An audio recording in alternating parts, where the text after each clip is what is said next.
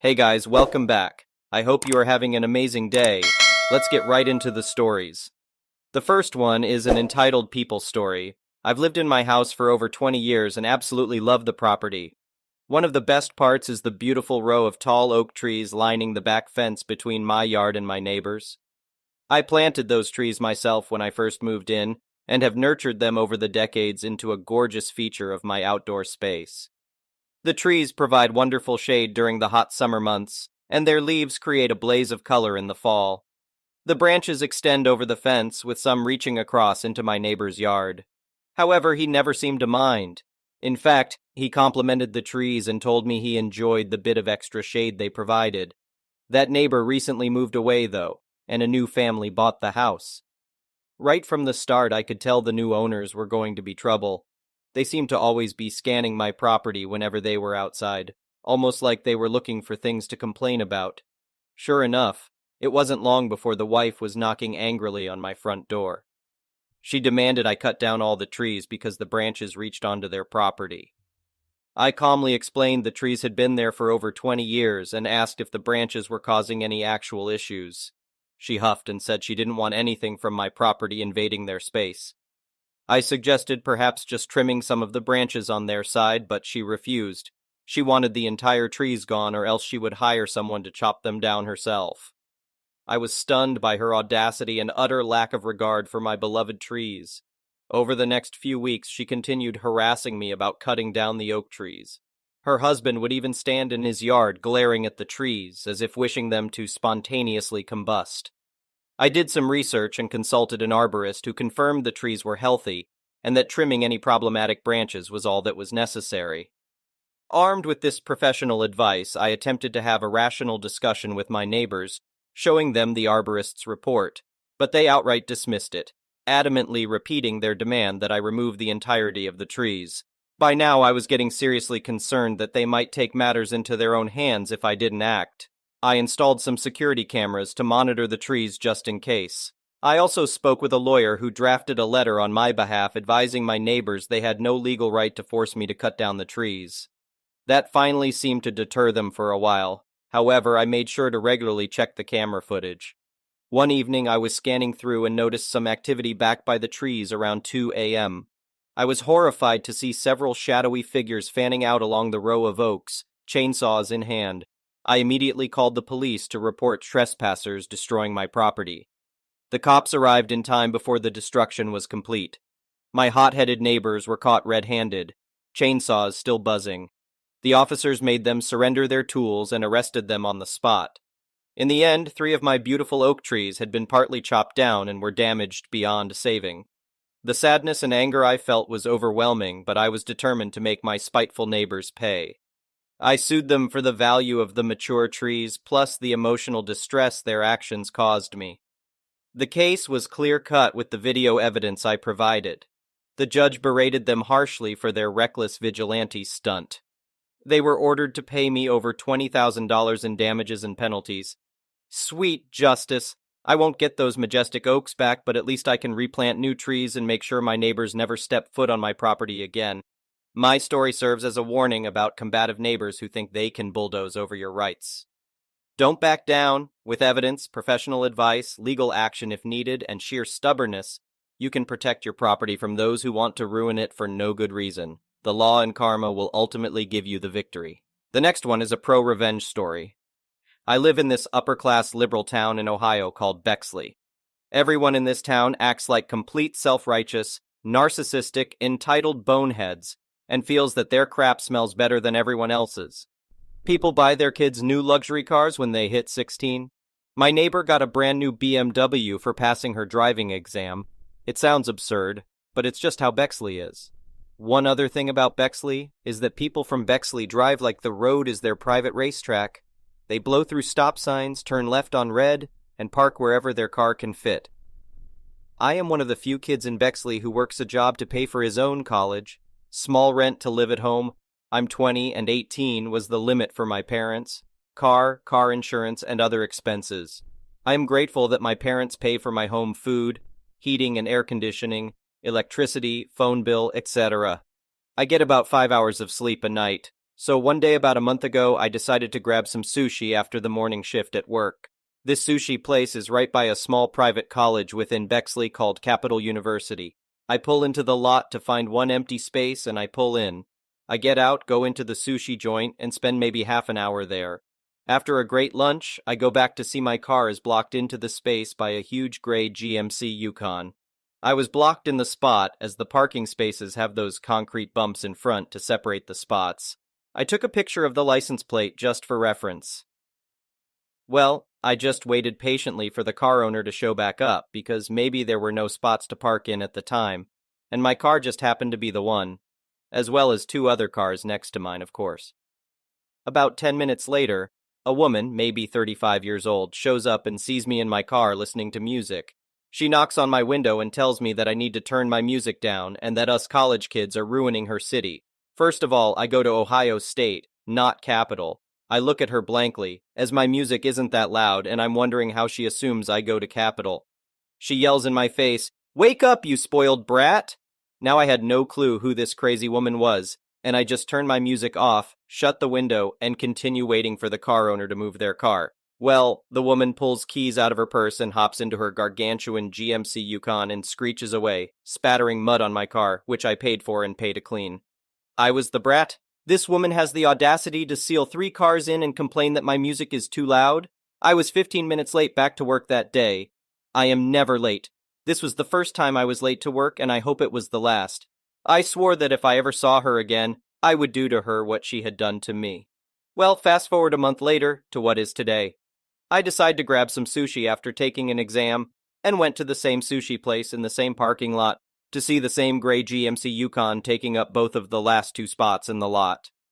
I am on cloud 9 at this moment and park right next to the driver's side of her car, making sure I was in a spot and that she couldn't get into her car.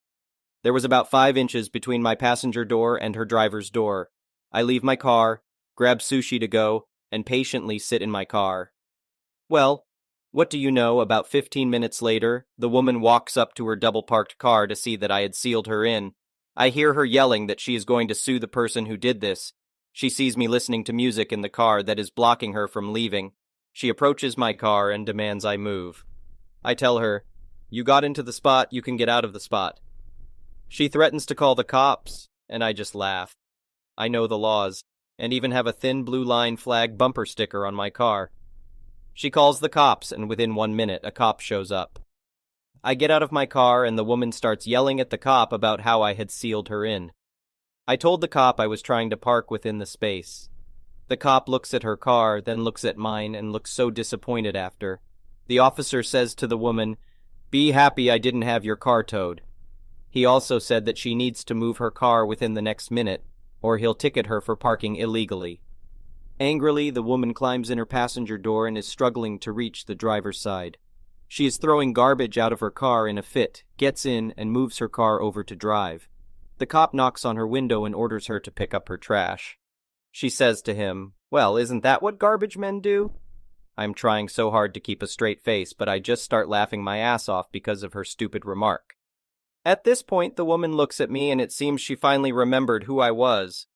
Looking very pissed off, she sighs, gets out of her car, picks up her trash, and gets back into her car. The cop gets back into his car and tries to pull away, as the woman jerks her car out of the spot, nearly hitting the cop car, and speeds to the end of the lot, where she stops at the red light. The woman, forgetting that she isn't the queen of the world, and that speeding is illegal, immediately gets pulled over. This lot is about 40 feet wide, and the woman is about 20 feet from me, so I can hear her. She starts yelling to the cop, "Reckless driving?" And I know exactly what is going on. I get back in my car, turn the music back on, and start thanking heaven for giving me this satisfaction. I pull away from the lot to have the greatest sense of fulfillment I have ever had in my life. The next one is a petty revenge story. So this happened a few years ago, but will always remain one of my favorite memories. My older brother had joined the Marines and was stationed 2 hours away in a popular beach town for training. Being that my mom and I loved the beach, we traveled every so often to visit him on his weekends off. After a great visit with my brother, we decided to head home. This particular weekend, there was a huge classic car event in the town that brought in people from all over. The result was Sunday bumper-to-bumper traffic on the freeway. My mom and I had left early, but still not early enough to avoid the traffic. My mom likes to leave a bit of room between her and the car in front as an extra bit of stopping cushion. Not enough that a whole car could fit between, but enough. So we're sitting in traffic just talking about life when the car behind us lays on their horn. We look at each other wondering what that's about and turn to look at why the driver was honking. I stare straight into the eyes of the old Karen, graying hair and a short bob and everything. This lady is glaring a death glare at our car, honking at us to move forward. Seriously? When I say this traffic was bumper to bumper, I mean it. Any movement from my mom wouldn't have been more than an inch. Apparently, that inch we weren't moving was enough to trigger this Karen's road rage. Mom and I look at each other in shock, asking, "Where does she want us to go?" She mouths, "Idiot," at us, and we decide to get petty AF. Since the slow lane is also the lane cars merge onto, and this lady literally couldn't move around us, we began waving cars in front of us, purposefully slowing down to leave plenty of room for a car or two, or 10, to merge onto the freeway ahead of us. Every time a car thanks us and pulls ahead of us, we high-five each other in full view of Karen. We've got the music blasting, the windows down, and we are laughing and high-fiving each other left and right, waving much more grandly than needed, and smiling at each driver that's smiling back at us. We even made sure to look back at Karen and smile. She sat stewing in her car and calling us every name under the sun. Eventually, the lanes merged into one lane, and my mom and I took an exit towards home that had very few cars. Meanwhile, Karen's route took her on the same road that most of the other cars were heading down, which meant she still had to deal with bumper to bumper while we cruised on home. It was the most enjoyable traffic jam I've ever been in. The next one is a malicious compliance story. As the title says, I, F21, have never been happier. I'm in college right now. In my last term, we, a group of 6 people, had to do a project for the entire semester. Nobody ever replied to my texts, and they would always meet the day before the due date. I always asked them if we could meet on weekends, since I can't make it at the time they were suggesting due to classes. They did the project first. Then another guy made it by himself, and on the last one we were supposed to meet up. Since it was during exams, I could actually meet with them. However, again, nobody replied to my texts, and they kept changing the time we were supposed to meet until nighttime, when someone did it by themselves. The project obviously failed, and since that happened, we had to do a video explaining why all the projects failed or survived. I told one of my group mates, and here comes the part where I really regretted it, that I could write the explanation of why it failed. However, someone would need to record themselves talking, and another one add everything up. The videos, pictures, and the recording of all the projects. I really don't know what happened, but magically, the entire group understood that I would do everything. I argued that it was a huge amount of work and I would need help. However, after that, nobody ever replied to me except to remind me that I had to do everything and show what I did. I did my supposed part and sent them a huge text explaining why all the projects failed. I then asked them how it was, who would record themselves, and told them to send the missing videos and pictures of the previous projects. This was a week prior to uploading the entire video. Not only did they not reply, but they also didn't even open the group chat. They were mad enough, though, to then ask me how the video was doing and to make me send them the video of everything ASAP. The days went by, and seeing that nobody would reply to what I did or offer some help, I decided to do it by myself and give them what they deserved. I deleted the message from the text, recorded, and tried to do my best with what I had. Nobody even opened the group chat that week. Moving forward, it's Sunday morning and the due date is at 23:59. I gently send the video to the teacher and explain the entire situation to her.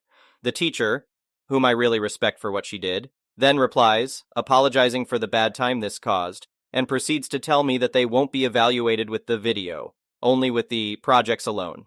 It's Sunday 23:00. Suddenly the entire group appears asking where the heck the video is and complaining. I wait until 23:58 to tell them that the video was sent this morning and maybe next time they should at least read the damn group chat and then proceed to leave. I got texts complaining from this guy who literally did nothing. I then tell them in the nicest way possible that nobody here is mad and I'm sorry if you took it that way. I passed with honors. The next term came, and I'm only seeing one of my previous groupmates with me in this class. It's a requirement for you to pass the previous subject before moving on to this one. The rest all failed, and I've never felt so satisfied. The next one is an entitled people story. This happened some time ago, but I would love others' take on this. Some backstory is needed on this. I became friends with a girl named Nikki through a guy I was dating. That relationship fizzled out, but I remained friends with Nikki. When I became pregnant with my daughter, she knew my daughter's father and I were not together, and I did not want him aware of my daughter's birth because he was unpredictable. My mother sent her a photo, and she immediately posted it to my Facebook and basically blew up the plan of zero drama. I forgave her, and we decided to have dinner together to smooth things over. It should be noted that I should have known what kind of person I was dealing with because my daughter would go to anyone as a baby. If you smiled and put out your arms, she would come to you. Nikki was the sole exception to that. No matter how much she smiled and put out her arms, my daughter didn't want to go to her. That aside, dinner went okay until the discussion of my daughter's baptism came up. This is the moment that ended our friendship. Me, hey, so we scheduled the baby's baptism for January 17th. Please make sure you keep that day open. There will be a party after. Nikki, they are letting you baptize her? Me, yeah, why wouldn't they? Nikki, well, I assume since you and her father weren't together or married that they wouldn't want her. Me, it's not the child's fault that her parents weren't married when she was conceived. They would not hold that against her. Nikki, that's weird. I guess the Catholic Church will do anything for money these days. Me, you know what? Don't worry. You don't have to come. My child being the product of two sluts and us just paying her way into a religion you don't have to attend, wouldn't want you to be associated with our sins. Nikki, that's not what I meant. I'm just shocked they are letting a child born out of wedlock be baptized. I mean, you are going to stand up there with a whole bunch of couples and their babies and be by yourself. Aren't you embarrassed for you and for her? Me, not even a little bit. It was at this point I decided to pay the bill and get out of there before I wound up in jail. Being the petty person I am, I found out not long after that her husband and she decided to get divorced. I sent her a condolence card saying, "Guess we are both sinners now, LOL." Context on the father situation since some people were upset. Her father knew I was pregnant.